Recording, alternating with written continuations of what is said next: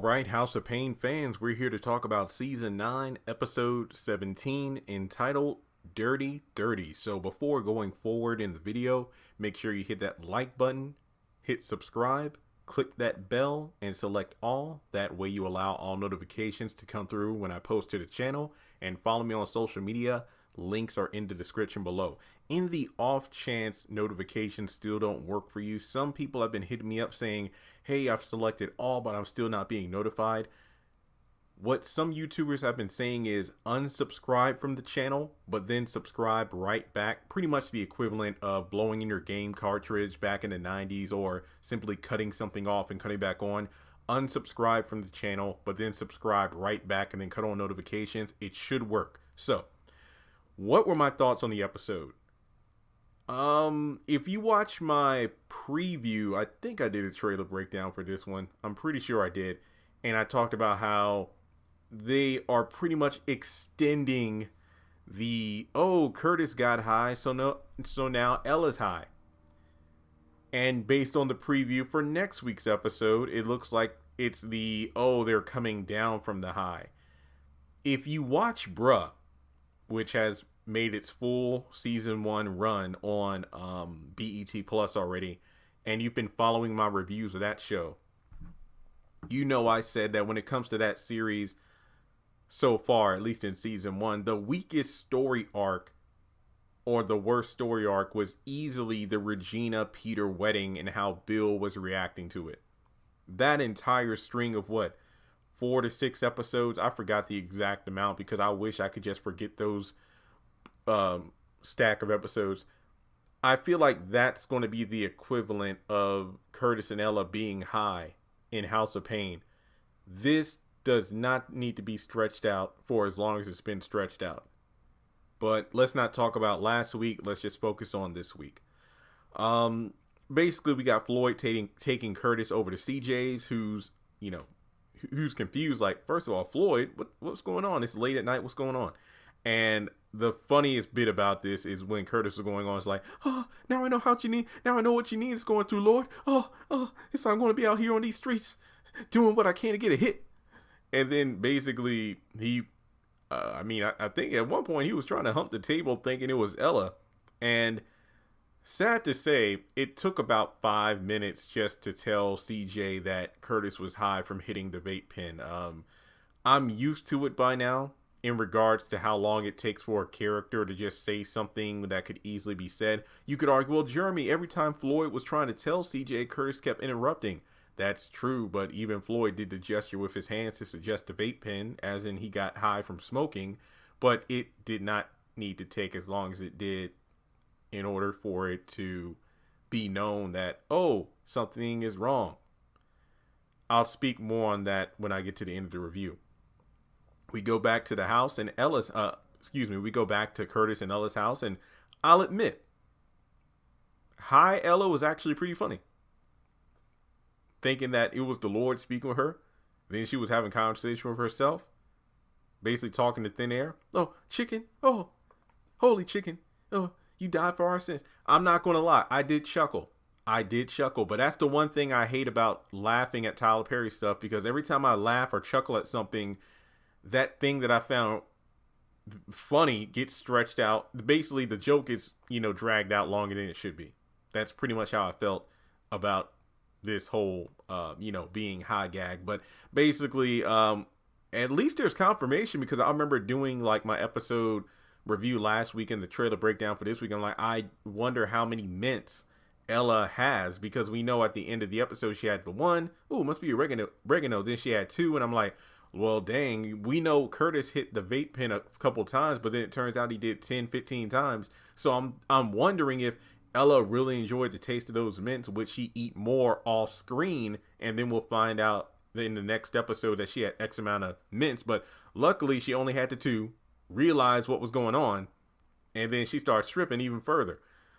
So then we got Floyd saying that, everyone knows who Dark 30 is, because apparently the pastor's son, Caleb, sells weed. Look, I know PK's pastor's kids are generally, have a reputation for being wild. Look, I went to Liberty. I've seen a lot of PKs. Trust and believe that. I don't even know what to say about this. I mean, I might have to do an entire video on I don't mind the character. I honestly like him. I do. And it's not just the whole, oh, he looks like a, Chris Brown, when he first blew up. But I actually like the dynamic he brings to the show. But it could be done better because he gets called over by Floyd. He's like, for my glaucoma, man. So CJ is being hostile. Floyd tries to be the middleman. And Sativa, look, I don't know drugs, so he said it's just weed. Sativa, look, if I'm wrong, please forgive me. I wrote it down in my notes, but I literally forgot how to pronounce sativa. I don't know, like when CJ said it's just weed, at first I'm like, oh wait, are we turning this into a PSA? And then we have CJ not wanting Caleb to see Jasmine. He's like, well, hey, I can't promise that. And they're like, boy, if you, Floyd was like literally trying to say, look, I'm trying to save your life, but if you keep talking the way you are, you're going to end up dead. So turns out, he finds out from Curtis or Floyd, he had about 10 hits, and he's like, oh man, he's gonna be high as a kite, and then Floyd's like, after 2, I'm good. I will admit that back and forth banter was pretty good. And then when CJ interrupts, like, keep it down, you're gonna wake everybody else in the house. I like that. Yes, it was disrespectful, but I liked it. CJ's reaction, those moments were good. I honestly liked that a lot. So then they go over to the house, and then they see Ella's hot. Well, no, they bring CJ. I'm sorry. They bring too many characters with C's in their name. They bring Curtis back over to the house because Caleb needs to see the vape pen to see how much weed was consumed in order to get an idea of when Curtis's high would come down. And basically, based on his response, like, yo, at a 1 or 2, you should be good. But he had 10. So I just wonder, in the next episode, he's talking about, they're going to be coming down. But with all the hits that Curtis took versus only 2 mints, I don't know. This is crazy. So when they were walking Curtis into the house, he's like, Florida. And then CJ's like, no, it was a dream. And I'm thinking to myself, wait, how does CJ know about that? I know that unless Ella told him, I don't know. Because Curtis told Ella, and then she's like, what? That was a dream. Wow, okay. So I guess Ella must have told CJ. I don't know. But in any case, just another nod to the fact that the Paynes never happened, guys. But Joanne is still a character because her name was dropped. And then we have Ella in the back high. That's pretty much where the episode ends. Now, this episode, I think it was better than last week. Yeah, I think, what did I give last week's episode? Like a 1 out of 10. It was one of the lowest scores I ever gave out for these shows. I thought this was a decent episode. It did drag in some places, but CJ and Caleb, one of my favorite parts because of the fact that Caleb was like, you know what? Hey, I'm not going to pressure her into doing that again. I feel like we're leading up to what I've been wanting. And that's the fact that I wonder what will happen if Caleb finds out that Janine used to be an addict, because somebody brought it up to me in the comments, said, hey, Jeremy, why didn't you talk about it when, when Caleb first came over and he offered Janine a hit of the vape pen? And her response was like a shocked face. I'm like, oh shit, are we gonna follow up on this? Like the fact that, Janine might have a certain response to it, and maybe Jasmine, which we could have a good scene between Jasmine and Caleb where she explains that, hey, you really hurt my mom because she used to be a former addict. I think my issue with how House of Payne is treating Janine in her prior addiction is the fact that it's being played up as a joke. But when you go back to the original series, it was definitely one of the most important story arcs of the series. Now, don't get me wrong, they made some jokes about Janine after she got clean in the later seasons, which it was like a tongue-in-cheek kind of thing. It wasn't something that was overused to the point where it's like you literally took one of the most dramatic, relatable story arcs of House of Payne and turned it into a joke. That's my problem. There was a clip that I could be wrong, but I believe it's called House of Payne Clips on Instagram. They do a great job with posting clips from all the seasons, and there was this one clip which I wanted to do a video on, which I still will when I find the time. It was when Janine's old dealer was roughing her up trying to get money, and I think that Ella and Janine had set him up, and then it's like, what did they say, the drugs on the table, and then the cops came out and arrested him. And Ella was like, you know what? Just get these drugs out of my house. We don't need it around here. And I'm thinking to myself, that scene aged poorly compared to what's going on now in the show. And somebody else brought this up in the comment section of a previous video. It's like, you know what? Ella went on this whole rant at the end of the other episode where Caleb left the mints and vape. No. When Janine found the weed mints and vape pen, and Janine showed CJ, and then Ella came up in there assuming it was one of theirs and was talking about the kids down at the center. I know all about this stuff. This ain't good. This ain't good. She goes on that whole spiel about that, but then can't recognize, number one, that Curtis was completely out of character. Like, for someone who works around these kids, and I've said it before, Curtis is definitely not normal, so to speak. But to see him acting the way he is, and then you work at a center for kids, and I know kids are different than adults, but still, Ella isn't able to recognize the signs of her husband possibly being high. And then for her to just take those mints like that, I mean, she clearly read the canister or the tin in this episode when she's high. But you're telling me when she opened it and just picked it up and whatnot and got that taste, she didn't know what it was? She said oregano, but she was able to just sniff and recognize that it was marijuana in the vape pen? That's what I'm talking about. Look, I'm not saying that certain things are exempt from being turned into comedic aspects of a show or story, but given the fact that these Tyler Perry shows, comedic or not, used to have an important message in there, because the message used to overpower the comedy. Now, it never felt like I was being preached to watching Meet the Browns or House of Payne back on TBS, because those stories were so intertwined into the writing of the comedic value of the characters and their dynamics with each other. It felt so relatable. It felt like Janine was somebody from a neighborhood, you know, you would live in. It felt like, you know, Curtis and Ella were like that, you know, older couple in the neighborhood you go to advice. CJ, you know, Calvin, you know, working at the firehouse. It felt like, you know, these were individuals who were relatable and who you can count on. Now it just seems like everything's being played up for a joke, and it's not funny. Like, sometimes a couple of the jokes might land, but I just feel like it's not really being utilized properly. But like I said before, I'm not the writer, I'm not the producer, I'm not the director. And the cast members, I actually liked them. Like I said, I actually liked the way this episode played out. It was a bit over the top, but I just don't like how one of the most serious and dramatic storylines of Tyler Perry's entire career, being Janine, has been just played for a joke.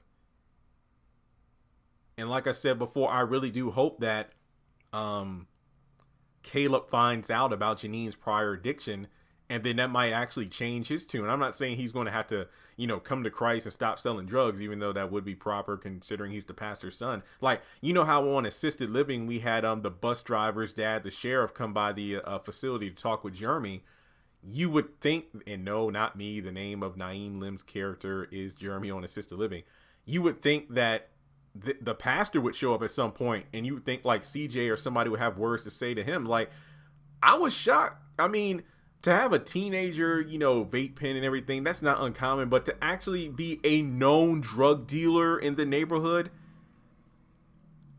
I'm not an expert, but doesn't that seem a bit unbelievable that the pastor, like, how is the pastor going to lead, how is the pastor of the church going to lead his flock of sheep when his son is, you know, selling stuff to make people high? Not to mention, I will say this, I don't think CJ was right to get on Caleb's case because of Curtis getting high. Curtis was the one that hit that pin too many times. And look, Curtis knew what he was doing. I mean, obviously he didn't, considering how many hits he took. But at the same time, CJ clearly showed him vape pen, weed mints, and he took it upon himself to try it. So it's almost like, you know, do you blame the dealer if you bought the supply and then somehow somebody got into it that they shouldn't have gotten into it and they got high as a result? Like, do you blame the dealer or do you blame the customer, so to speak? So I'm not putting Caleb at fault for Curtis getting high and Ella getting high, because that was just bad decision making on their part. I mean, with Curtis, it was just a stupid decision. It was like, what these kids doing? Just vape pen. It's like, oh. Hey, is that a rabbit? And then Ella, you can't write her as this holy sanctified, works with kids expert when it comes to drugs, and then have her unknowingly take these weed mints and then not recognize the signs of her own husband being high. I think that's bad writing. So what would I give this episode? Because I will say it had some ups and it had a lot of downs, but I did enjoy it. I honestly did enjoy it. I'm going to give it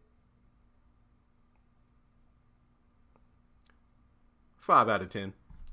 5 out of 10. I actually did like it. And plus, to be honest, I feel like I'm having more fun. I know I'm coming across as serious, but I think that these videos are actually leading to good discussions. So I honestly feel like this is giving me a different energy than, let's say, my have and have not reviews. So I do hope that Tyler Perry does make a serious effort to put in more messages, because I just don't think it fits. Like when you have multiple seasons of the Janine arc, and then Curtis and Ella about being anti-drug, and then to have them being high as a joke, it just doesn't sit well with me personally. I'm not sitting up here like I'm offended. No, I'm not saying that.